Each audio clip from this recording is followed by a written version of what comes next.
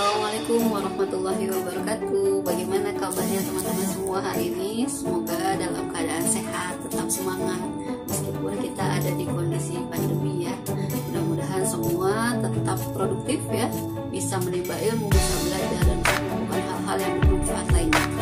Nah, insya Allah dalam video kali ini saya akan mengajak teman-teman untuk mengenal dan menelusuri perkembangan salah satu lembaga keuangan yang menjalankan sistem operasionalnya berdasarkan prinsip syariah.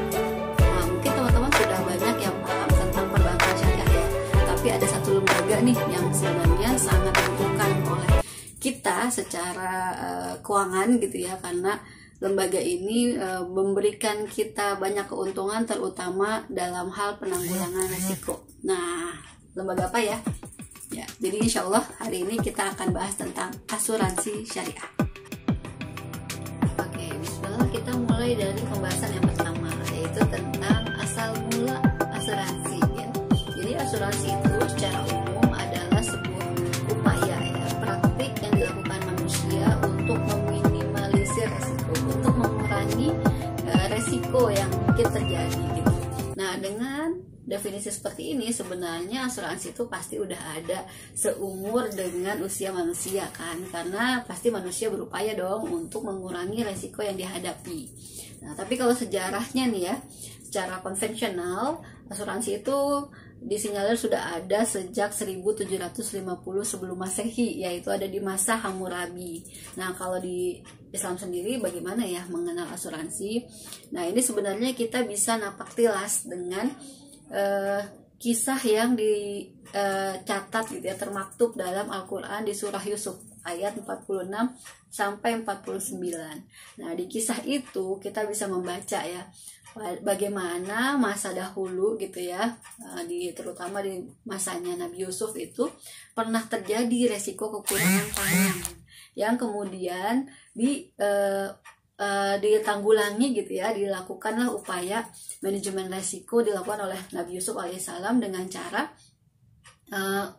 menyisihkan gitu ya, menyisihkan sebagian aset yang dimiliki, dalam ini adalah aset pertanian, untuk mengatasi masa-masa sulit yang akan dihadapi ke depan. Nah, ini sebenarnya menjadi cikal bakal juga ya, bagaimana sih asuransi syariah itu juga hadir gitu ya, juga ada gitu ya dalam syariat Islam ini.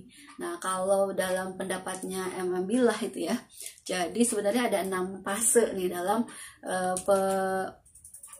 pelegalan atau pelaksanaan implementasi dari asuransi syariah. Nah, mulai dari masa sebelum Rasulullah tadi ya, ada masa Nabi Yusuf, kemudian pada masa Rasulullah, kemudian pada masa Khulafaur Rasyidin abad ke 14, 17 sampai 20, 21 ya sekarang gitu. Nah, itu ada fase-fasenya gitu ya. Nah, masa sebelum Islam ya, sebelum Rasulullah tadi yang kita sudah bahas gitu ya, itu ada kisahnya Nabi Yusuf, juga ada yang disebut dengan tradisi akilah. Ya, tradisi akilah ini terjadi ketika ada salah satu suku yang kemudian misalnya terjadi perselisihan, kemudian salah satu di antara mereka tuh terbunuh, maka suku yang melakukan pembunuhan itu harus menanggung ya, memberikan semacam dana santunan kepada suku yang menjadi korban. Jadi ini apa namanya, antar kelompok lah ya yang menanggung gitu ya. Di sini komunitasnya adalah suku-suku tersebut. Nah, bagaimana pada masa Rasulullah? Di masa Rasulullah sendiri sebenarnya kita bisa baca itu di hadis riwayat Bukhari ya, bagaimana waktu itu pernah terjadi perselisihan antara 2 orang wanita suku Huzail. Nah, saat itu perselisihan tersebut sampai menyebabkan salah seorang wanita yang bertengkar tersebut meninggal, termasuk janin yang ada dalam kandungannya. Nah, saat itu adalah keluarga yang mengadukan kepada Nabi bagaimana penyelesaian perselisihan tersebut. Kemudian Nabi memutuskan untuk agar si keluarga yang membunuh tersebut memberikan diat untuk janin wanitanya berupa seorang budak laki-laki atau perempuan kepada keluarga yang terbunuh. Nah, ini menunjukkan bahwa sebenarnya ada ya praktek pertanggungan di situ. Nah, kemudian sebenarnya ada lagi beberapa hal yang bisa kita lihat gitu ya di masa Rasulullah. Jadi misalnya ada bentuk asuransi sosial.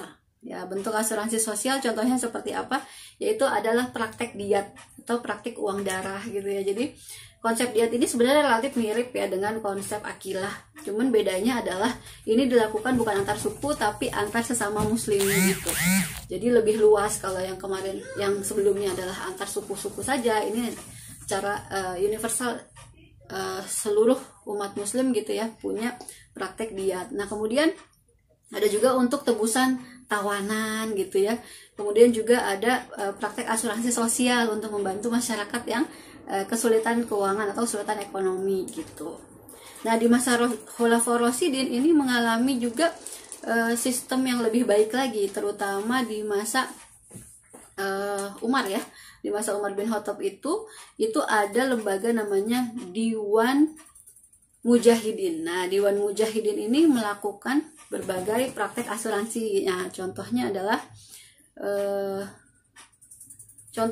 Daman Khatar At-Tariq. Ya, Daman Khatar At-Tariq juga ini diantaranya adalah ketika ada pebisnis yang rugi atau pailit gitu ya, itu maka akan dibantu oleh dana ini gitu ya. Kemudian juga ada Al-Qasamah. Al-Qasamah itu uang yang dikumpulkan oleh masyarakat untuk membantu korban pembunuhan di mana tidak diketahui pelakunya. Tapi ini dilakukan secara institusional ya. Jadi ada lembaganya namanya Diwan Al-Mujahidin tersebut. Nah, ini praktek yang dilakukan ya pada masa Khulafaur Rasyidin. Nah, kemudian juga di abad ke-14 sampai 17 Masehi itu juga ada yang tercatat ya, ada praktik asuransi kelautan dilakukan oleh kelompok Sufi Kazarunia ya di kota pelabuhan Malabar dan Tiongkok. Nah, ini tokoh ini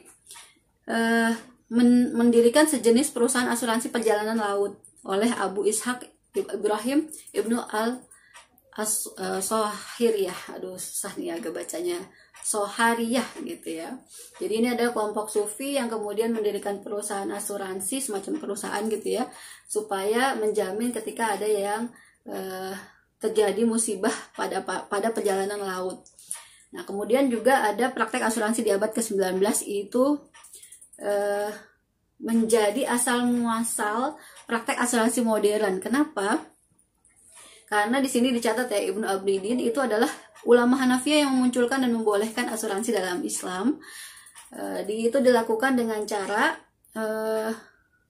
membayarkan as-sukra gitu ya. As-sukra itu semacam premi gitu ya, gitu ya, ngumpulin dana untuk kemudian saling menanggung di antara satu sama lain.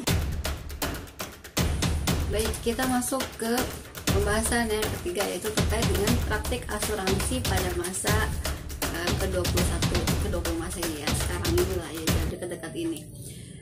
Sebenarnya ada satu hal yang membuat institusi asuransi modern banyak berkembang saat ini, terutama yang pertama kita tahu adalah fatwa Syekh Muhammad Abduh ya tentang boleh tidaknya asuransi dalam Islam. Nah, ini mempertegas praktik yang telah ada sebelumnya.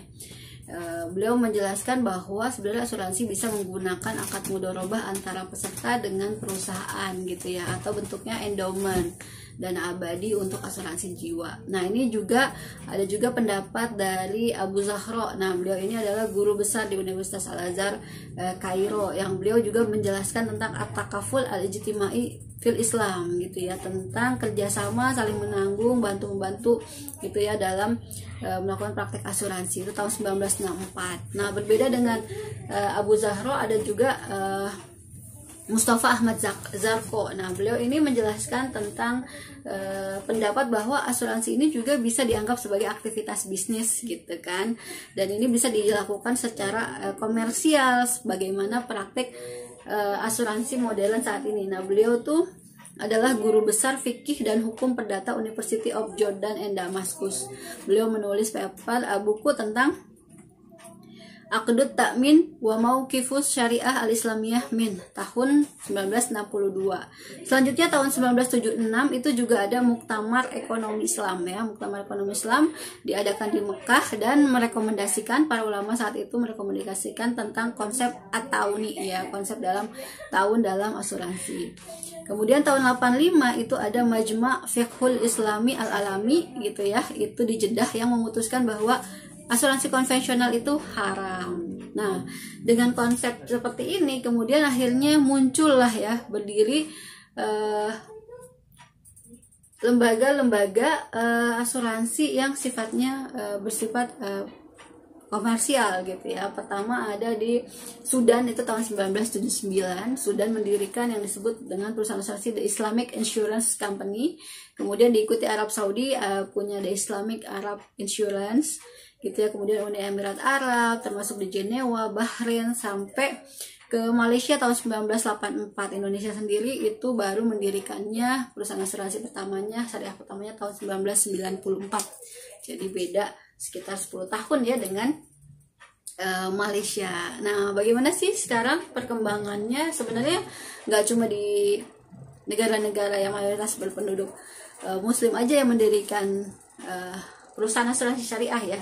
Tadi di awal saya juga menyebut ada sekitar 76% Muslim di dunia itu membutuhkan praktek keuangan gitu yang sesuai dengan syariah. Jadi di negara seperti Jerman, Spanyol, Perancis itu juga berdiri ya lembaga atau perusahaan asuransi syariah untuk memfasilitasi masyarakat Muslim yang ada di sana gitu.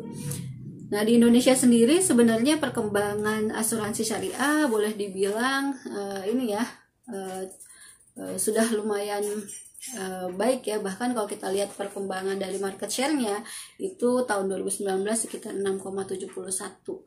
Artinya mungkin ya mirip dengan perbankan yang sekarang 6,30-an, 37 ya. Kalau saya tidak salah. Jadi perbankan dan asuransi syariah ini menjadi dua lembaga mungkin yang sekarang dominan dilihat oleh masyarakat. Walaupun ada juga ya sekarang yang berkembang itu pasar modal syariah. Nanti mungkin kita ada sesinya lagi untuk bahas itu. Nah, untuk asuransi syariah ini di Indonesia saat ini ada sekitar 62 perusahaan asuransi ya. Baik itu yang sifatnya full pledge, memang sudah secara full ya mendirikan atau beroperasional secara syariah, ataupun yang unit usaha. Nah, mungkin nanti kita akan bahas lagi bagaimana sih sistem operasionalnya, kemudian bagaimana sih konsep dasarnya, apa bedanya asuransi syariah dan konvensional nanti di video selanjutnya ya. Untuk video kali ini